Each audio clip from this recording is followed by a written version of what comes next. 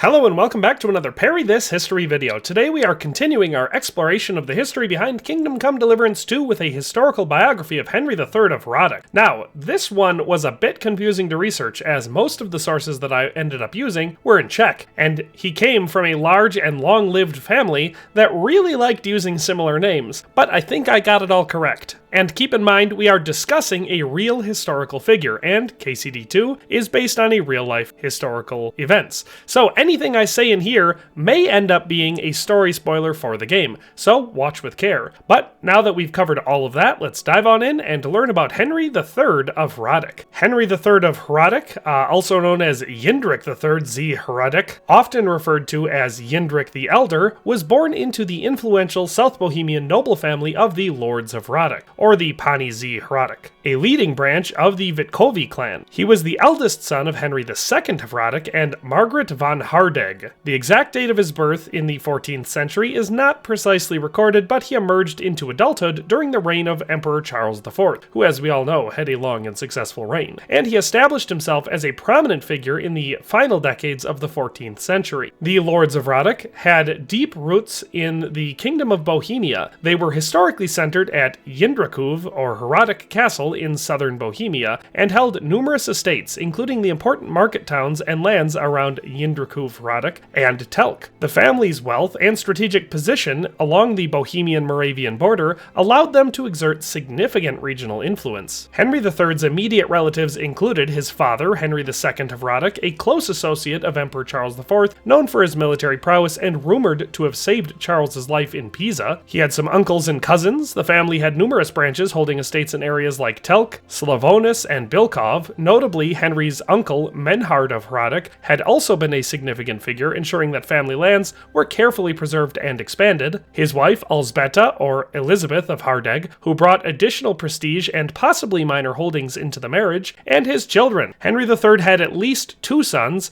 Jan, often called Jan the Younger, and Uldrich, or Ulrich Vavik, and two daughters, Anna and Clara. These descendants would later be caught up in the turbulent early 15th century, including the Hussite period, long after Henry's death. Upon the death of his father, Henry II of Hradec, Henry III came into significant inheritance. Initially, the extensive family lands had been divided among various branches, a process that weakened the economic stability of the domain. Henry III's early adulthood saw him managing half of Jindřich Hradec, while his uncle Hermann held the other half. Later, following the death of his brother Jindřich Jr., he also inherited the Telk estate, which their uncle Menhard had previously conferred upon them. This consolidation of estates under Henry III helped to halt the stagnation of the family fortunes and create a stable platform for his later political activities. He focused on developing the towns and encouraging economic prosperity. In 1389, he granted the town of Jindřich Hradec a significant privilege, renouncing the lord's traditional right of Eschhelt, the so-called right of death. This allowed burghers the freedom to bequeath or to dispose of their property as they saw fit. By encouraging private ownership and trade, Henry III fostered the growth of local commerce,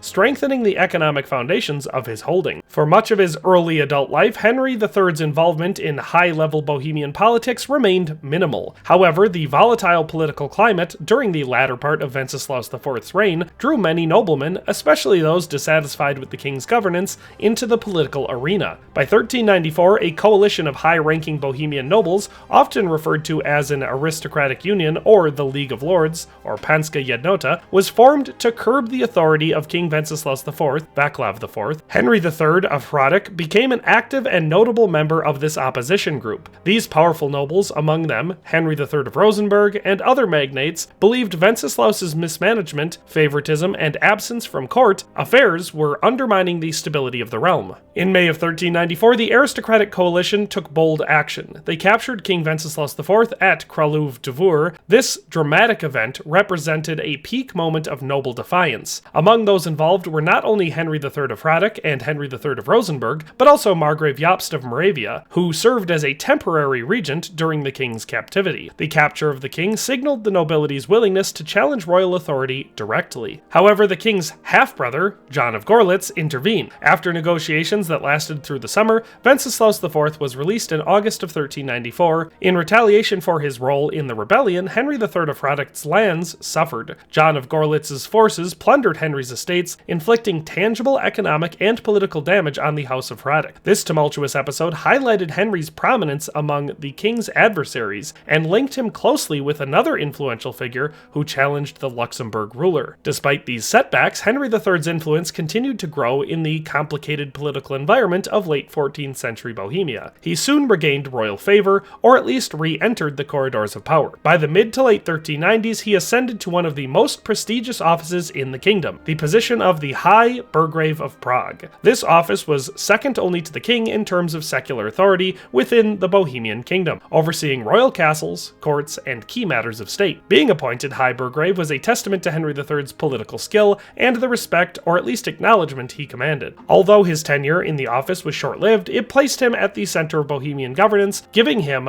influence over the royal administration and the ability to shape royal policy. This elevation also suggests that King Wenceslaus IV, after the tumultuous events of 1394, found it prudent to reconcile with some of his former opponents, or that Henry III had successfully navigated the shifting alliances and intrigues of the royal court. Henry III's time as High Burgrave came near the end of his life, which curtailed his opportunity to fully exploit the position for long-term consolidation of power. Nevertheless, this achievement stands as the culminating recognition of his political standing. During his political career, Henry III of Hradec had dealings, often as allies within the aristocratic union and sometimes as rivals, with some of the most significant personalities of his era. He interacted with Henry III of Rosenborg. As a fellow leading member of the League of Lords, Henry III of Hradec aligned with Henry III of Rosenborg in the 1394 rebellion and eventual imprisonment against King Wenceslaus IV. Both represented powerful South Bohemian noble families, and their cooperation against the king underscored the unity of high nobility in challenging royal authority. He also interacted with Margrave Jobst of Moravia. Jobst, a cousin of Wenceslaus IV and a key figure in Moravia, served as regent when Wenceslaus was captured the first time. Henry III of Hradec's involvement in that event inevitably brought him into Jobst's orbit. Their political interests overlapped during this critical period as both men navigated the delicate power balance between the nobility and the king. And, as far as Wenceslaus IV is concerned, the king's capture and release in 1394 remained the most notable conflict between Henry III and his monarch. Although initially an opponent, Henry later served in one of the highest royal offices under Wenceslaus, suggesting a complex and evolving relationship. Henry III of Hradec died in 1398. His passing ended a career that had begun modestly, advanced into rebellious defiance against the crown, and concluded with him holding one of the highest secular offices in the Kingdom of Bohemia. In the immediate aftermath, the Hradec family estates, now under the stewardship of his sons, Jan and Uldrich, continued to be significant regional powers. Jan would later administer the Telk estate, and Uldrich remained at Jindřich of Hradec. These sons and subsequent generations became enmeshed in the early 15th century's political and religious upheavals, including the Hussite Wars, interacting with or opposing figures like Emperor Sigismund and Jan Žižka. Henry III's decision to strengthen the economic foundations of his estates and ensure relative prosperity left his heirs in a better position than many noble families facing the storms of the Hussite era. Though Henry III's direct political influence ended with his death in 1398, his legacy persisted through the policies he enacted, such as confirming the property rights of the townsfolk of Jindřich of Hradec, and the example he set for his successors. They built upon his consolidation of family lands, navigated the turbulent turn of the century, and in doing so ensured that the Lords of Hradec would remain an influential noble house well into the 15th and 16th century. Henry III of Hradec's life encapsulates the complexities of late 14th century Bohemia, an era marked by noble unrest, conflicts with the crown, and shifting allegiances at court. From inheriting a divided estate to playing a leading role in the 1394 rebellion against King Wenceslaus IV, and finally attaining the prestigious post of High Burgrave, Henry III's trajectory was emblematic of the ambitious and strategically adept noble magnates of his time. His short-lived enjoyment of high office and subsequent death in 1398 concluded a politically eventful life that helped shape the fortunes of one of Bohemia's greatest aristocratic families.